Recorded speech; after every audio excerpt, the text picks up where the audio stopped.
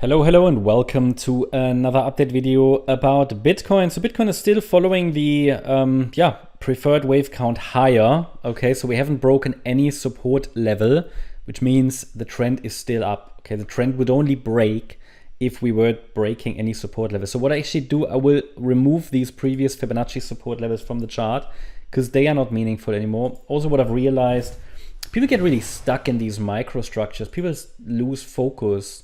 Lose the understanding about the bigger picture when looking too much at the microstructures.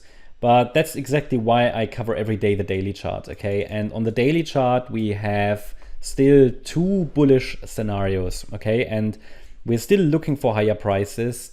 And in the, let's say, short-term bearish one on the daily chart, but still bullish one, the price would have to break first below this support region, which is located between 55,480 and 60,837. But as long as this is holding, this is actually providing some stability, and it is providing, support for the white scenario in which we are likely now in wave C of 3. And this is also one of the main setups that I communicated to you recently. Okay, so the price is pushing higher. Now, how exactly wave C is unfolding? I mean, I give you my ideas on the smaller time frame, but they might shift a little bit going forward, not going forward, but they always shift. It's microstructures, yeah. Important is to understand the trend is currently up since the 5th of August low with that push higher, but it's a fragile structure. Still need to mention that, right? It's a fragile structure. We're dealing with corrective subwave structures, but that doesn't mean it's bearish. It just means we have to be on the side of caution. Now we have arrived at this key trend line, and we all have also arrived in a Fibonacci target area that I've been talking about before. But if this is really the third wave in white, the main target is around 73,000. It's not 73,880. It's more like 73,500.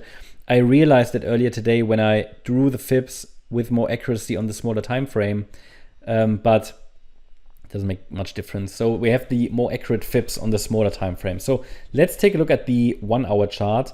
So again, this is the thesis, right? That the B wave has bottomed after we had this reaction to the support region, and then we have different ideas how this C wave to the upside could be unfolding.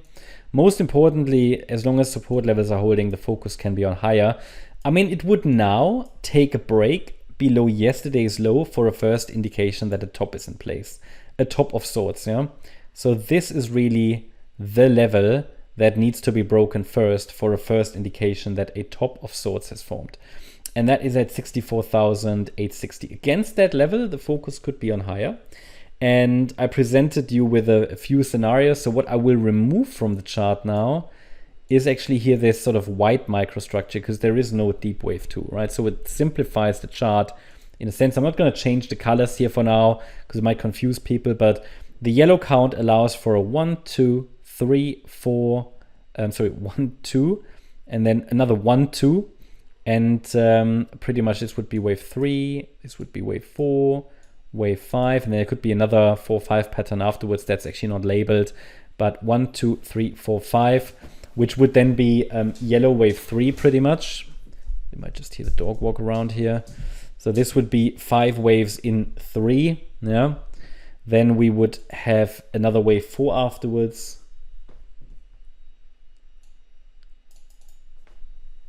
So that means just shallow pullbacks, right? As always when we're dealing with these 4, 5 patterns. And then wave 5 to complete wave C in that sort of 73.5 to 74K region. And it's that wave C that I just showed you on the daily chart, right? The price could just push a little bit higher. Yeah. Now, one count I showed you earlier today looks actually quite clean. That's the blue scenario. I shared that with you in the previous video today. If you missed that update, you can just obviously go back and rewatch it, but I'm just explaining it again. The blue count looks quite clean. It is a 1, 2, wave 3 is now in the making, then wave 4, 5, targeting sort of, ideally 73.5 to 74K. I have to say though, unless unless this blue third wave extends, we might not get there in the blue count. But again, every step along the way, along the journey, I will provide support levels for you here. So that means both yellow and blue counts can allow us to go higher, both with slightly different subwave structures. But the bottom line is, as long as we're holding that red line, there is no sign a top is in place.